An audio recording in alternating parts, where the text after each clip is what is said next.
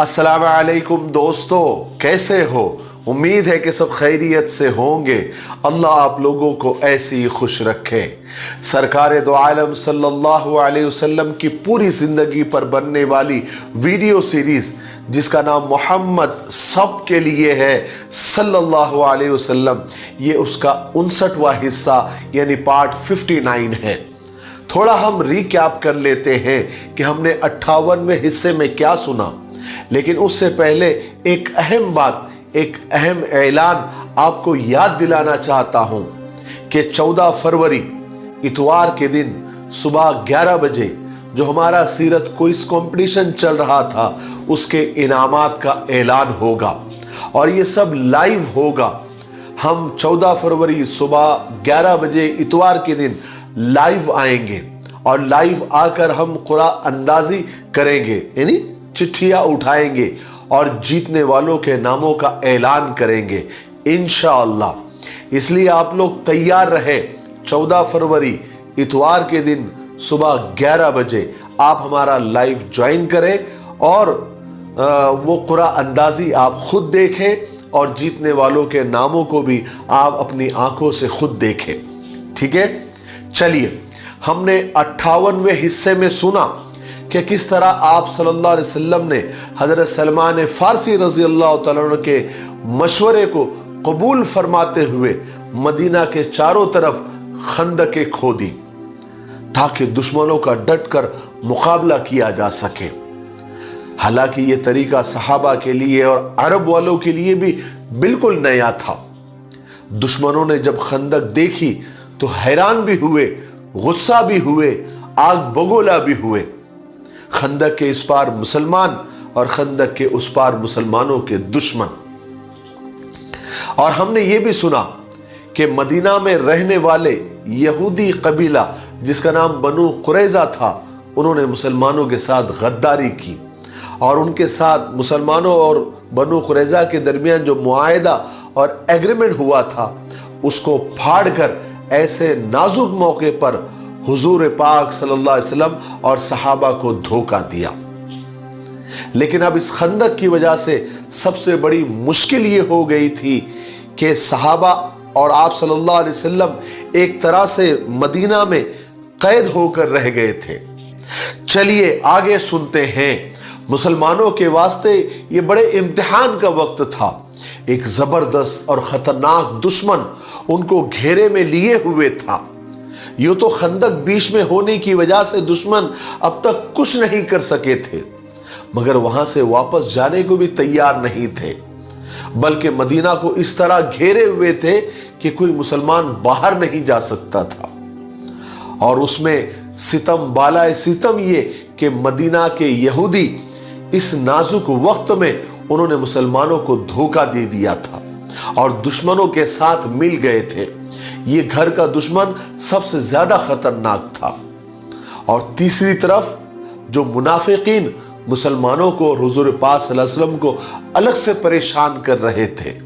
वो रसूल पाक सल्लल्लाहु अलैहि वसल्लम के बारे में तरह तरह की बातें करते, मुसलमानों को डराना चाहते थे और ये सब बातें रसूल पाक सल्लल्लाहु अलैहि वसल्लम देख रहे थे और दुआ फरमाते थे कि या अल्लाह मुसलमानों की इस मुश्किल को आसान फरमा दे।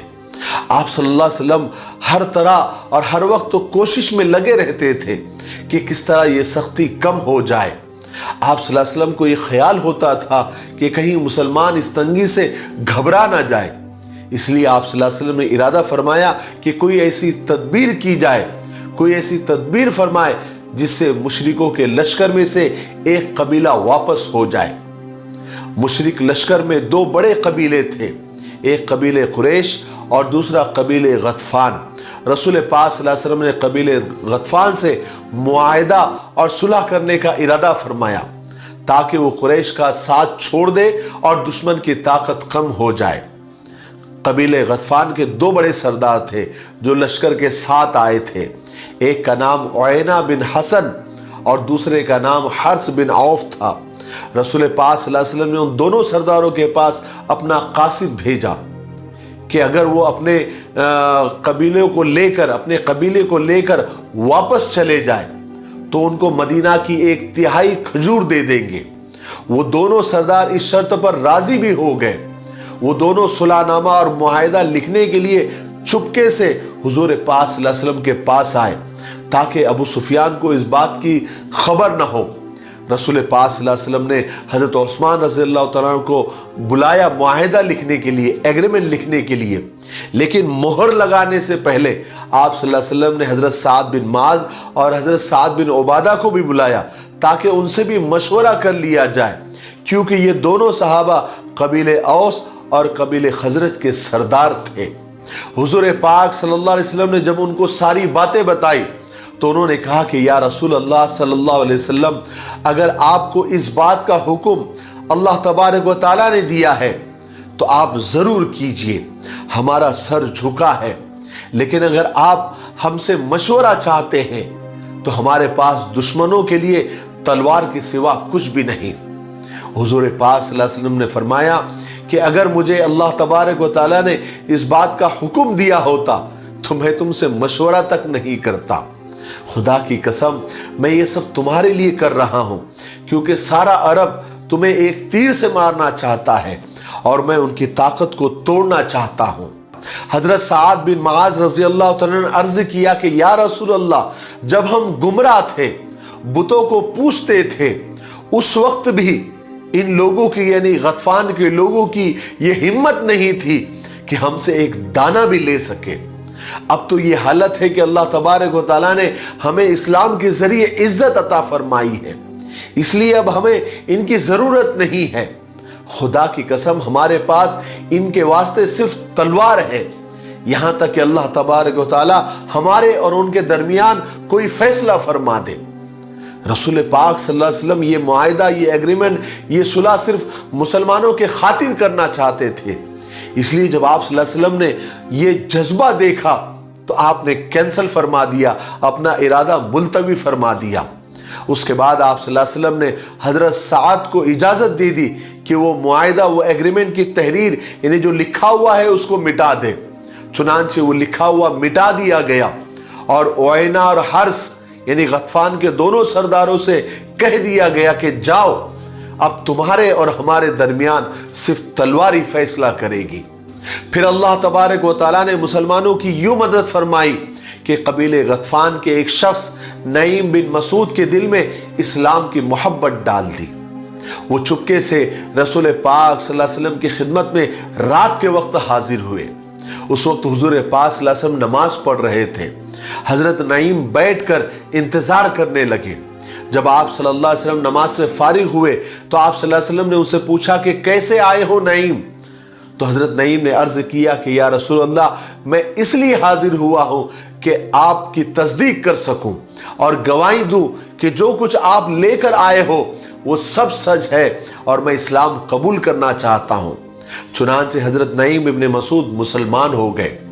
جیسے ہی وہ مسلمان ہوئے انہوں نے عرض کیا کہ یا رسول اللہ، میں اب مسلمان ہو گیا ہوں اور میری قوم کو میرے اسلام کا پتہ نہیں ہے، اس لیے آپ جو چاہے مجھے حکم دیجئے.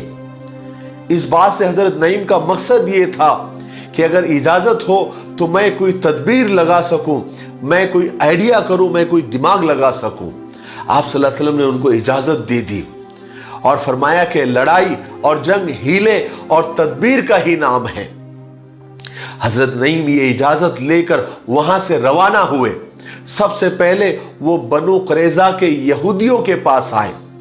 چونکہ حضرت نعیم کو بنو قریظہ کے یہودی اپنا دوست سمجھتے تھے، اس لیے یہودیوں نے جب انہیں دیکھا تو ان کی بڑی آؤ بھگت کی، ان کی مہمان نوازی کی، کیونکہ اب تک کسی کو بھی ان کے مسلمان ہونے کا پتہ نہیں تھا. یہودیوں نے ان کے کھانے اور شراب سے ان کی تواضع کرنے کی کوشش کی، مگر حضرت نعیم نے جواب دیا کہ میں اس وقت ان سب چیزوں کے لیے نہیں آیا ہوں، میں ایک بہت اہم مشورہ دینے کے لیے تم کو آیا ہوں. تم تو جانتے ہو کہ میں تمہارا کتنا اچھا دوست ہوں. سب یہودیوں نے گردن ہلائی کہ بے شک تم ہمارے دوست ہو. تو حضرت نعیم نے پھر ان سے وعدہ لیا کہ تم وعدہ کرو کہ میرے یہاں آنے کی بات تم کسی کو نہیں بتاؤں گے. اس کے بعد انہوں نے یعنی حضرت نعیم نے یہودیوں سے کہا کہ دیکھو، तुम्हें बनु कैनुका और बनु नजीर के यहूदियों का हाल मालूम है? उनको मुसलमानों ने कैसे जिला वतन कर दिया था, यानी शहर बदर कर दिया था, और उनका सब माल और दौलत मुसलमानों ने ले लिया था। और तुम ये भी जानते हो कि ये जो लश्कर आया हुआ है कुरैश और गतफान का, ये तुम्हारी तरह नहीं है, ये तो बाहर के लोग हैं, और तुम तो इसी शहर के रहने वाले हो, यही के रहवासी हो।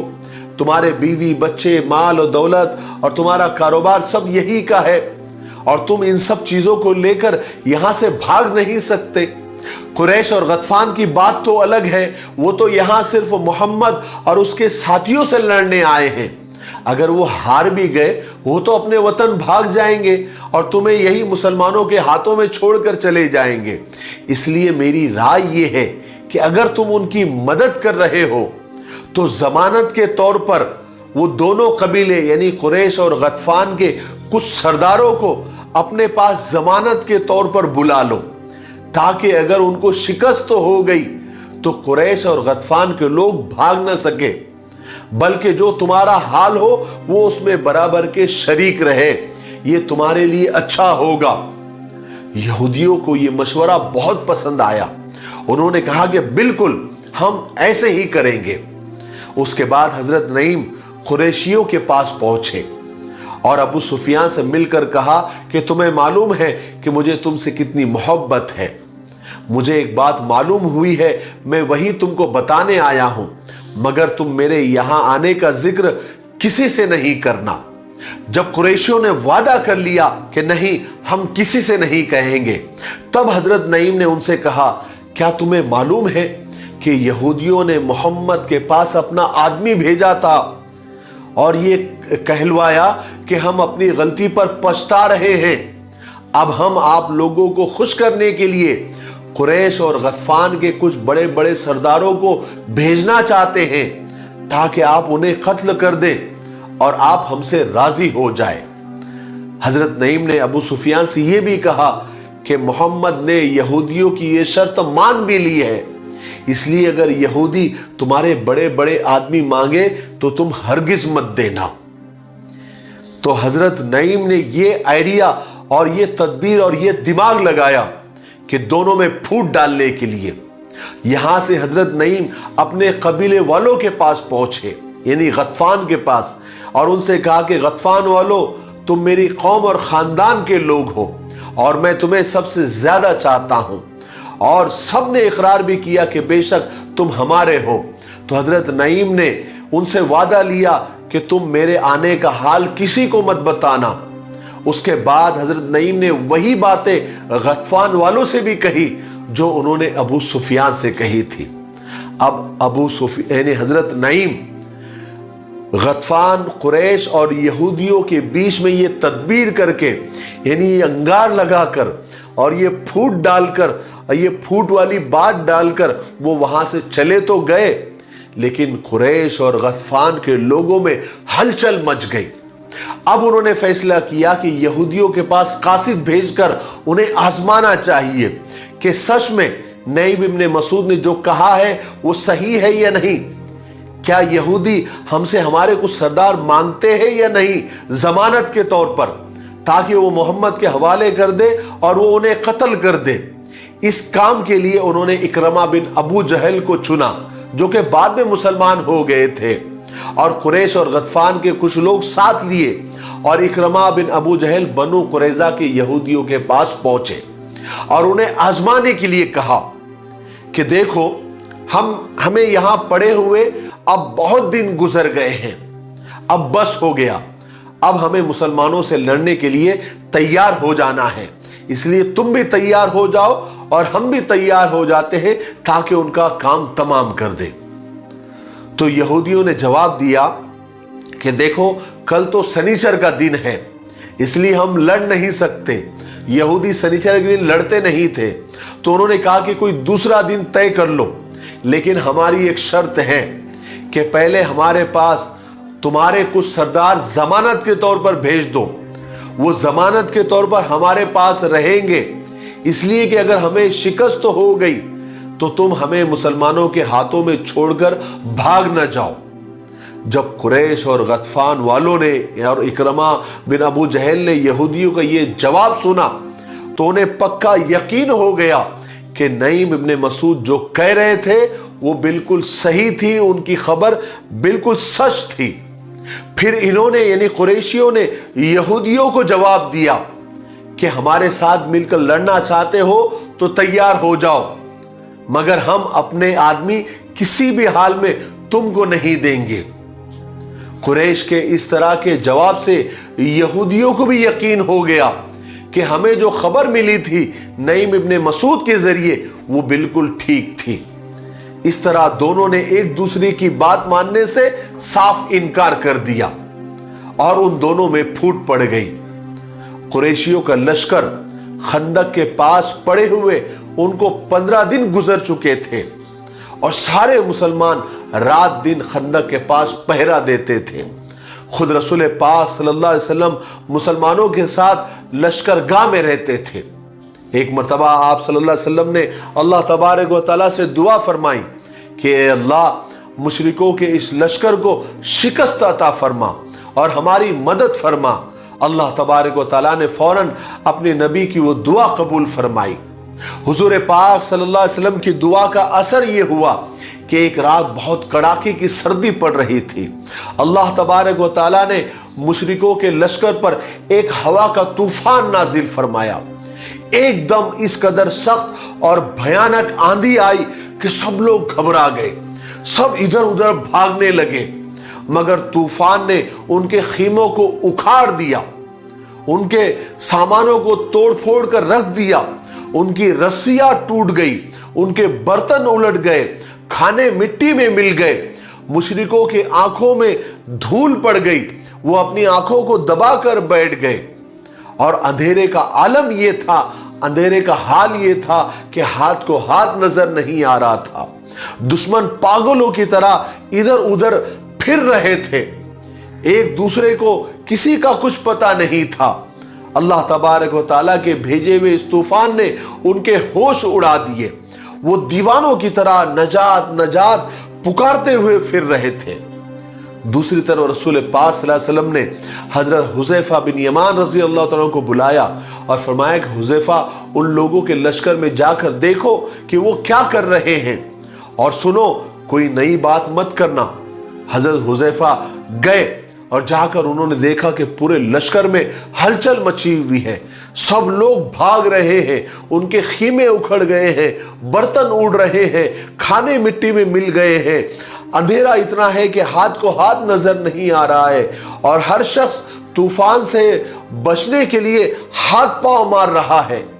इसी दौरान हजरत हुज़ैफा रज़ी अल्लाह तआला अन्हु ने अबू सुफियान की आवाज सुनी कि कुरैश के लोगों, खुदा की कसम हम लोग बुरी जगह फंस गए हैं, तमाम ऊंट घोड़े बर्बाद हो गए हैं और बनु कुरैज़ा के यहूदियों ने हमारा साथ छोड़ दिया है, ऊपर से ये तूफान भी आ गया है, इसलिए मक्का की तरफ भाग चलो, मैं तो जा रहा हूं। उसी वक्त हजरत हुज़ैफा का दिल चाहा कि तीर निकाले और अबू सुफियान को हलाक कर दे, मगर उन्हें रसूल पाक सल्लल्लाहु अलैहि वसल्लम का हुक्म याद आ गया कि हुज़ैफा वहां जाकर कोई नई बात मत करना, इसलिए हजरत हुज़ैफा रुक गए। उसके बाद अबू सुफियान जल्दी से अपने ऊंट पर सवार हो गए और उनके साथ कुरैश के दूसरे लोग भी उनके साथ भाग खड़े हुए और जल्दी जल्दी में जितना सामान वो उठा सके ले भागे, बाकी वहीं पर छोड़ गए। गतफान के लोगों ने जब कुरैश को इस तरह भागते हुए देखा तो वो भी वहां से भाग निकले। इस तरह अल्लाह तबारक व तआला ने उन दुश्मनों को नामुराद वापस किया और ईमान वालों को फतह नसीब फरमाई। कुरैश के इस तरह भागने पर रसूल पाक सल्लल्लाहु अलैहि वसल्लम ने मुसलमानों से फरमाया कि अब दुश्मन हम पर हमला नहीं कर सकेंगे, बल्कि अब उन पर हम हमला करेंगे। इस तरह आप सल्लल्लाहु अलैहि वसल्लम ने मुसलमानों को खुशखबरी सुनाई कि आज के बाद कुफ्र की ताकत खत्म हो गई, अब ये अपने लश्कर लेकर मदीना की तरफ कभी रुख नहीं करेंगे और इस्लाम को इतनी ताकत मिल गई है कि अब हम खुद उनकी तरफ बढ़ेंगे। अगले दिन सुबह मुसलमानों ने देखा कि दुश्मन भाग चुके हैं और मैदान खाली पड़ा है। फिर रसूल पाक सल्लल्लाहु अलैहि वसल्लम अपने सहाबा को लेकर वापस मदीना तशरीफ लाए और मदीना पहुंचकर आपने और सहाबा ने अपने हथियार खोल दिए। मगर उसी दिन आप सल्लल्लाहु अलैहि वसल्लम को अल्लाह तबारक व तआला की तरफ से बनु कुरैज़ा पर यानी यहूदियों पर हमला करने का हुक्म मिल गया। आप सल्लल्लाहु अलैहि वसल्लम ने ज़ोहर के बाद ऐलान कर दिया कि जो शख्स फर्माबरदार है वो असर की नमाज कुरैज़ा के यहूदियों के महल्ले में पढ़े। शाम को रसूल पाक सल्लल्लाहु अलैहि वसल्लम और तमाम मुसलमान बनु कुरैज़ा के महल्ले में पहुंच गए। इतनी तादाद में मुसलमानों को और आप सल्लल्लाहु अलैहि वसल्लम को जब यहूदियों ने देखा तो वो समझ गए कि हमने जो मुसलमानों के साथ दगाबाजी और धोखेबाजी की थी अब उसके अंजाम का वक्त आ गया है और उन्हें सामने नजर आने लगा। इसलिए सारे यहूदी डर कर किले में घुस गए और जाकर अंदर से दरवाजा लगा दिया और अंदर कैद हो गए। उस किले में यहूदियों के साथ बनु नजीर का सरदार हुई बिन अख्तब भी था। यहूदी किले में बंद होकर बैठ गए मगर सहाबा ने किले का सख्त घेराव कर रखा था। जब इसी हाल में कई दिन गुजर गए तो यहूदी परेशान हो गए। बनु कुरैज़ा के सरदार काब बिन असद को जब अपनी मौत सामने नजर आने लगी उसने सब यहूदियों को जमा करके उनसे कहा कि यहूदियों, इस वक्त जिस मुसीबत में हम सब गिरफ्तार हैं तुम्हें मालूम है इनसे बचने के सिर्फ 3 तरीके हैं, 3 सूरतें हैं, 3 शक्लें हैं। तुम जो चाहो, तुम्हें जो पसंद हो वो इख्तियार कर लो। पहली सूरत तो ये है कि हम उस शख्स यानी मोहम्मद का दीन कबूल कर लें, इसलिए कि हम सब अच्छी तरह से जान चुके हैं कि वो सच्चे रसूल हैं।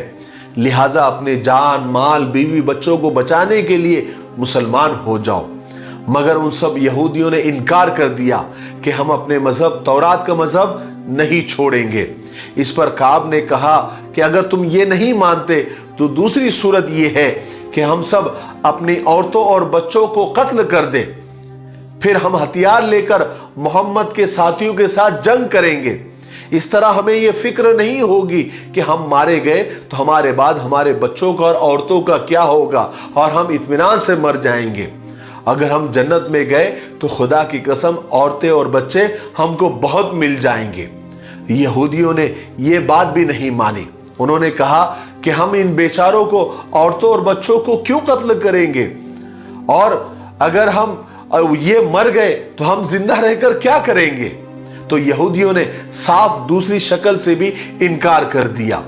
काब ने कहा कि फिर तीसरी सूरत यह है कि आज शनिचर की रात है, मोहम्मद और उनके साथी आज हमारी तरफ से बेफिक्र होंगे कि यहूदी शनिचर के दिन खून खराबा नहीं करते, इसलिए आज हम एकदम हमला कर दें, शायद हम जीत जाए।